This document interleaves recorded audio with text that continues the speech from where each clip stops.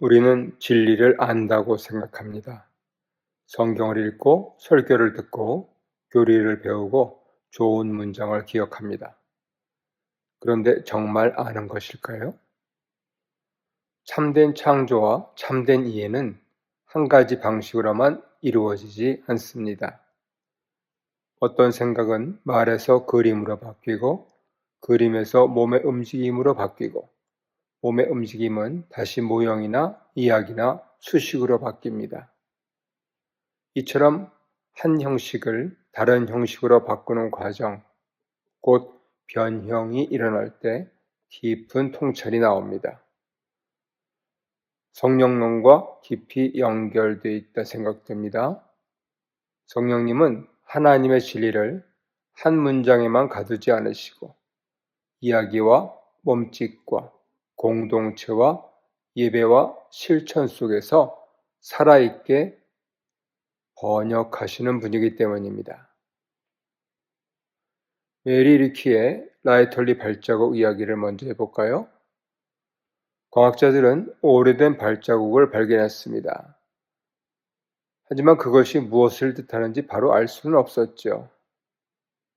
왜냐하면 그들 앞에 있는 것은 단지 발자국, 즉 움직이는 몸이 남긴 정적인 흔적이었기 때문입니다. 그 흔적만 붙들고 있으면 답은 쉽게 나오지 않습니다.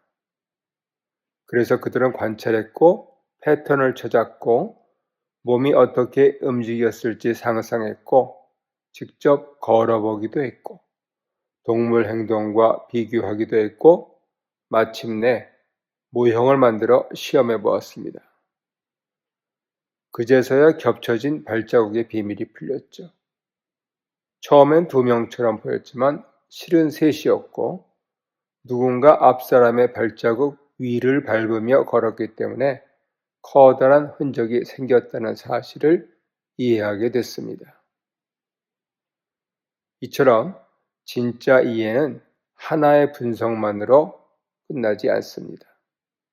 관찰, 유추, 몸의 상상, 모형화, 재현, 시각화가 서로 이어질 때 비로소 이해하게 되는 것이죠.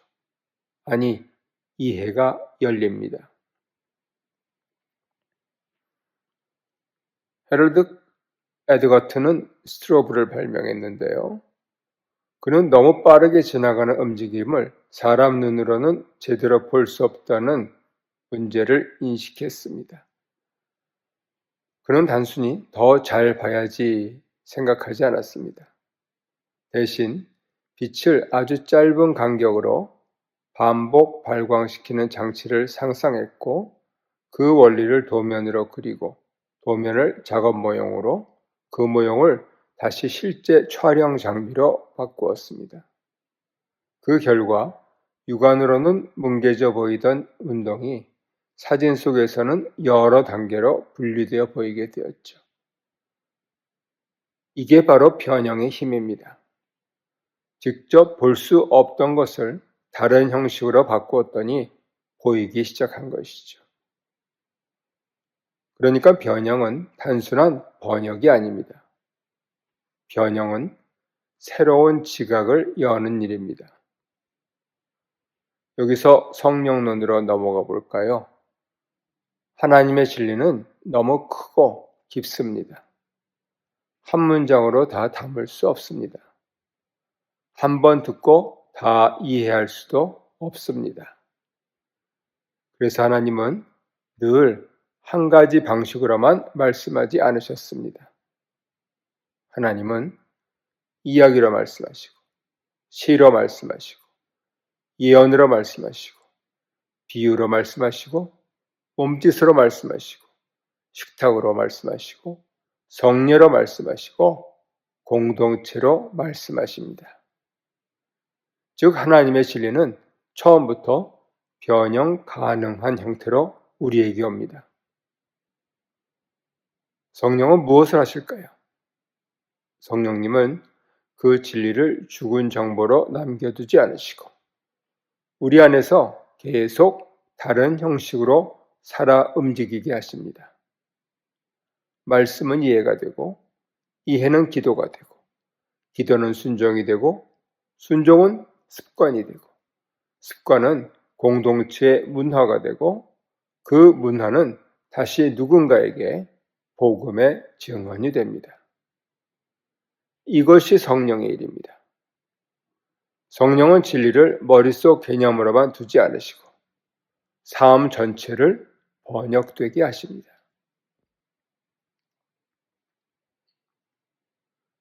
존 하워드 요더는 복음을 단지 믿어야 할 내용으로만 보지 않았습니다. 그는 복음이 공동체의 삶의 형태가 되어야 한다고 보았죠. 예를 들어 원수를 사랑하라 하는 말은 교과서 문장이 아니죠. 그 말은 실제 공동체 안에서 어떻게 갈등을 다루는지, 어떻게 폭력을 거부하는지, 어떻게 화해를 시도하는지로 변형되어야 합니다. 섬겨라는 말도 그냥 미덕이 아니죠.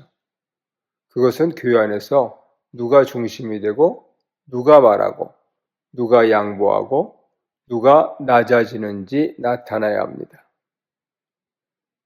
요더에게 교회는 복음을 설명하는 곳이기도 하지만 더 깊이 말하면 복음을 사회적 형태로 번역하는 공동체인 것입니다. 그리고 성령은 바로 그 일을 하시죠. 예수님 이야기를 교회의 권력 구조 속으로, 식탁 방식 속으로, 화해 습관 속으로, 공동체 질서 속으로 옮겨 놓으십니다. 그러므로 교회는 복음을 보관하는 창고가 아니라 복음을 삶으로 변형하는 자리입니다. 스탠리 하워즈는 기독교 진리가 추상적인 정답의 집합이 아니라 삶의 언어라고 봅니다. 그는 교회가 세상과 다른 말하기, 다른 보기, 다른 느끼기, 다른 행동을 배워야 한다고 말하는 뜻 들리죠. 이것은 변형적 사고와 아주 잘 맞닿아 있습니다. 하나의 진리는 여러 형식으로 살아내져야 합니다.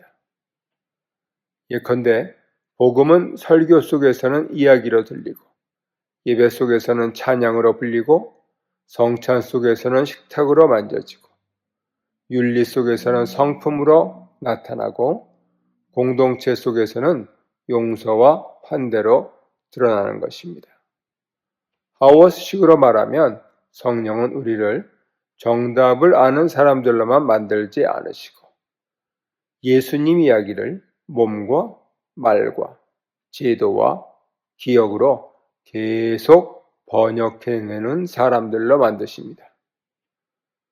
성령님은 진리를 삶의 여러 언어로 살게 하시는 분이죠. 꼭 말해야 할 부분이 있습니다. 변형이 없는 신앙은 쉽게 굳어버립니다. 말씀은 들었는데 삶으로 이어지지 않습니다. 교리는 아는데 기도가 되지 않습니다. 감동은 있는데 습관으로 자리 잡지 않습니다. 좋은 문장은 많은데 공동체의 문화는 바뀌지 않습니다. 그러면 신앙은 머릿속의 정보로만 남고 맙니다. 하지만 성령님은 그렇게 내버려 두지 않으시죠. 성령님은 듣게 하시고, 보게 하시고, 느끼게 하시고, 행하게 하시고, 함께 살게 하십니다. 성령님은 말씀을 예배로, 예배를 순종으로, 순종을 성품으로, 성품을 공동체적 증언으로 변형시키십니다. 그래서 성령 안의 신앙은 언제나 살아 움직입니다. 한 형식에만 머물지 않습니다. 기억법, 숫자 패턴, 음악, 그림, 무용, 데이터, 시각화, 청각화 속에서 이런 변형들이 무수히 많습니다. 어떤 정보는 눈으로 볼 때보다 귀로 들을 때 더 잘 보이죠. 어떤 수식은 그림으로 바꿔야 이해가 됩니다. 어떤 리듬은 숫자로 바꿔보아야 구조가 드러납니다. 어떤 몸의 움직임은 무용 기법법으로 바꾸었을 때 비로소 분석할 수 있습니다. 신앙생활에도 그대로 적용되죠. 어떤 사람은 설교를 듣고 이해하고, 찬양을 부르며 이해하고, 글로 써보며 이해하고, 섬기며 이해하고, 그림이나 이미지로 떠올릴 때 더 깊이 깨닫습니다. 각각의 어떤 사람들이 말이죠. 그래서 교회는 하나의 방식만 강요해서는 안 됩니다. 성령은 사람마다 다르게 일하시고 하나의 진리를 여러 언어로 열어가십니다. 이렇게 질문해 볼까요? 나는 진리를 너무 한 가지 방식으로만 붙들고 있지 않나? 말씀을 들었는데 그것이 기도나 순종이나 공동체적 실천으로 이어지지 않는다면 나는 아직 그 진리가 내 안에서 충분히 변형되지 않은 것은 아닐까? 우리 교회는 복음을 설명하는 데는 익숙하지만 그 복음을 삶의 구조와 관계의 방식으로 번역하는 데는 서툴지 않은가? 나는 하나님의 진리를 문장으로만 아는가? 아니면 노래와 눈물과 식탁과 용서와 몸의 순종으로도 살아가고 있는가? 성령님은 오늘도 우리를 부르십니다. 한 가지 형식에 갇히지 말라고. 들은 말씀을 삶으로 옮기라고. 배운 진리를 몸으로 번역하라고. 그리고 복음을 공동체의 문화로 살아내라고 말이죠. 마무리합니다. 성령님은 하나님의 진리를 한 문장에 가두지 않으시고 이야기와 예배와 몸짓과 공동체와 실천의 다양한 형식으로 번역하여 살아있게 하시는 분입니다. 메리 리키팀이 발자국을 단순한 흔적이 아니라 움직이는 삶의 이야기로 읽어냈듯이 성령은 우리로 하여금 복음을 추상적 정보가 아니라 살아있는 현실로 읽게 하십니다.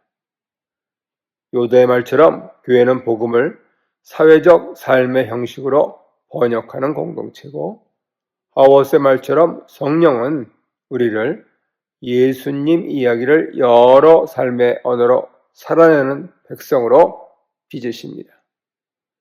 그러니 믿음은 정답을 아는 데서 끝나지 않습니다.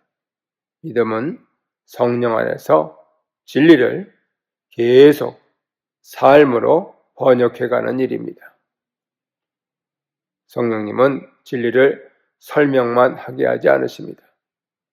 성령님은 진리를 살아있게 번역하게 하십니다. 오늘도 들은 말씀을 삶의 언어로 한 걸음 한 걸음 옮겨가는 하루, 이날이 되시기를 바랍니다.